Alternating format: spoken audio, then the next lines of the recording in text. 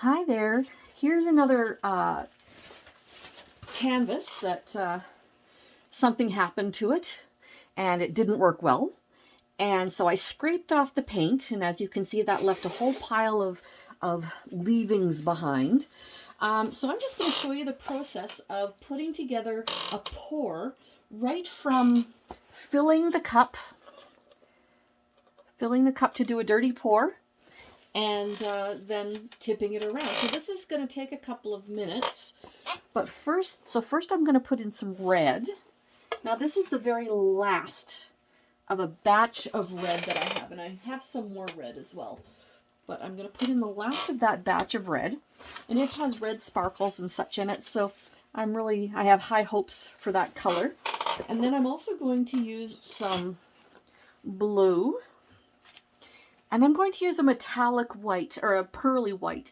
Now this white, in my experience, hasn't made the big cell issue that my other white has. So let's see what happens when I don't have the cells growing and expanding and taking over everything here. So here we go. We've got a good amount of red in there. We're going to put white in next. If I can get the lid off. There we go. Now, I mix up my own colors. So it gets to the right consistency. Otherwise, you don't have a proper pour. You just have a whole lot of stuff that just kind of sits there. And so you can't just go in with regular craft paint and do that. You actually have to mix it in with some other products to get the consistency that you need. Sometimes you add in other colors. Sometimes you add in an effect like sparkles or something like that, and that can be really pretty as well. So here's my blue. That's gonna pour in, and the reason this is called a dirty pour is because, as you can see, all of the different colors kind of just blend together. Oh, I have this paint on my hand. Okay, all of the colors just kind of blend together in the cup. And that's what creates that smoky look that we're after. Should I add any other colors? What do you think? No, I think I might just add a bit more red if I can get that to go. If there's any left.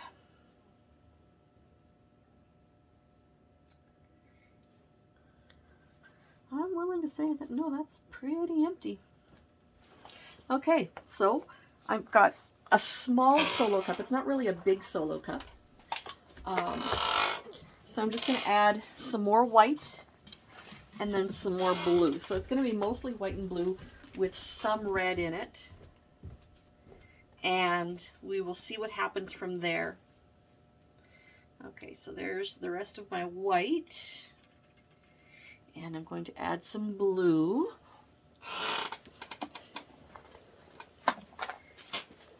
Some blue just to fill up the cup a little bit more. Because with a 16 by 20 inch canvas, you do need a fair bit of... Oh, I didn't even show you how I did it. You do this. You put the cup underneath and you flip it. Then you set it down. And you allow the colors to kind of ooze from the cup onto the canvas. And then you tip it around. And it seems like a little bit of black magic meets art. But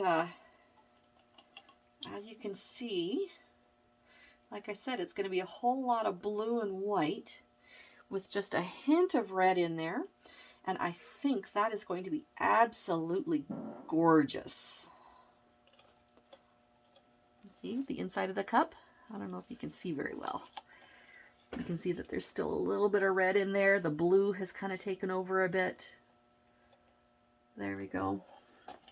And that's what you have on the canvas. So the next step is to tip it around. And I'm not going to lift it up too much so that I'm not getting out of the frame a lot. But in order to get the red to really show, you kind of have to spread it out some, allow the rest to cover over, and then we're going to turn it around. And I know we don't have the corners covered yet, but that's okay, that will happen. So we're going to pull this forward, and as you can see, the red is, oops, you can't see.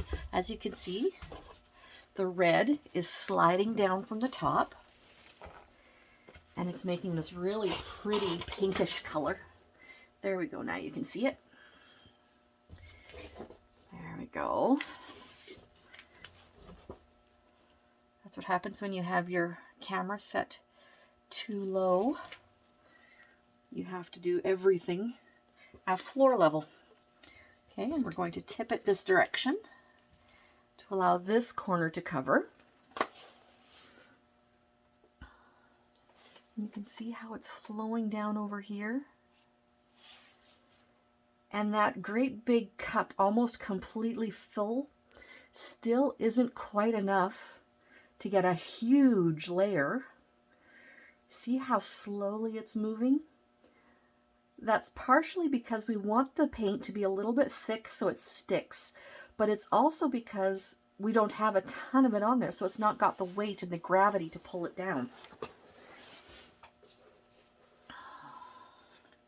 And when something like this happens, that I end up having not quite enough, I tip it like that. I turn it a bit so that the paint comes out the front and not off the back.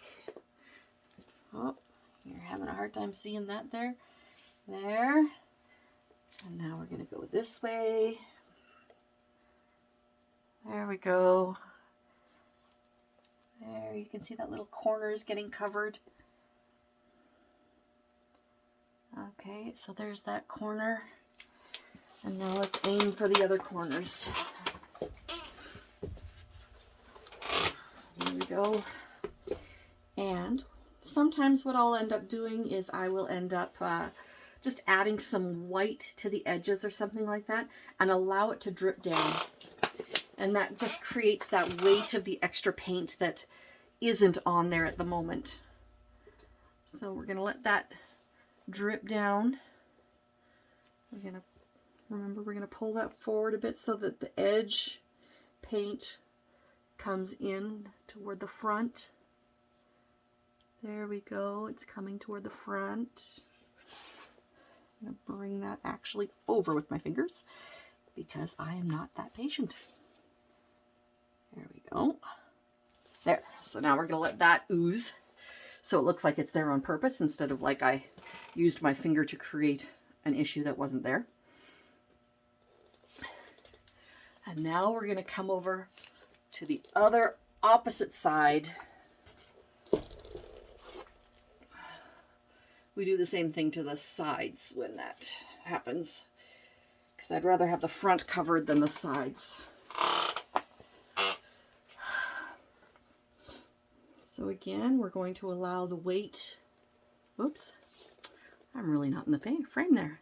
We're going to allow the weight of the paint just to follow its way down to the corner, right down there.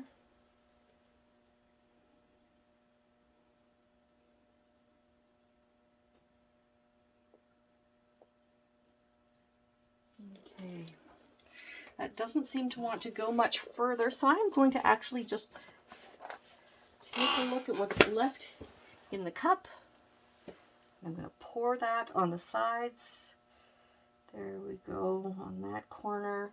I'm going to allow it to drip a bit so it looks more organic. And then I'm going to drip it on this corner.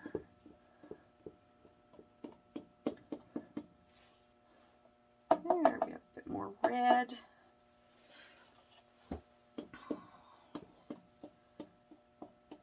And this is how you get that smoky effect, but also that really weird looking marbly effect when sometimes you have to manipulate the paint a little bit more than what you normally would. So there we go. So I'm going to let that rest for a moment. to allow this stuff to really just kind of work its way in there. And then I will lift it up to allow what I have just put down to actually flow and become part of the process of actually using that, that heavy last bit of paint.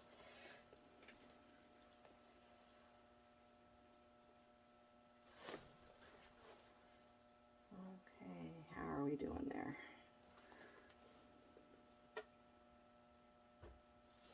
Oh, it's coming down. Okay, it's looking good.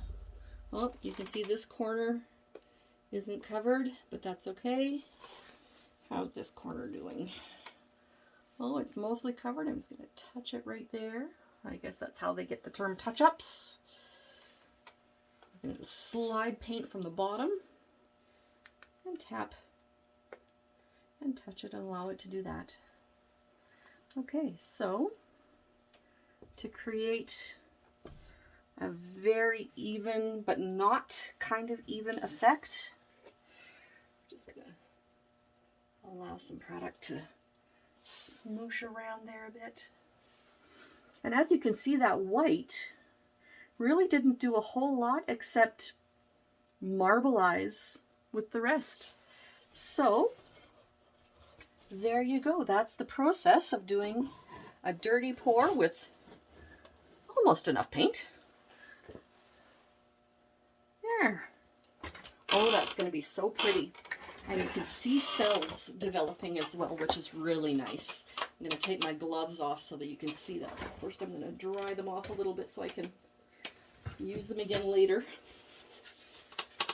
Reusing gloves and things like that is really important. Paint is hard enough on the environment, so you want to be able to do as little waste as possible, which is why I don't try to overfill my cups.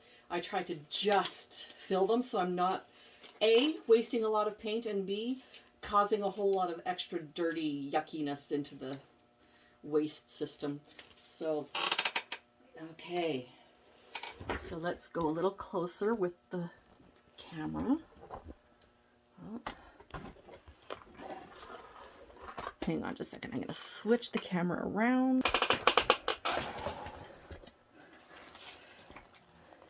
There we go. You can see the cells starting to develop. And as it goes, like I said in my last video, about a half an hour or so and it will be set. And the cells will be as far as they're probably going to go. But it is just so much fun to watch these things develop. So I just did a video on what happens when you do alcohol on a painting, and I'm going to take a picture of that really quick. You can see the light from my ceiling reflected into the paint. But yeah, so that is going to be super pretty. I'm really looking forward to this one.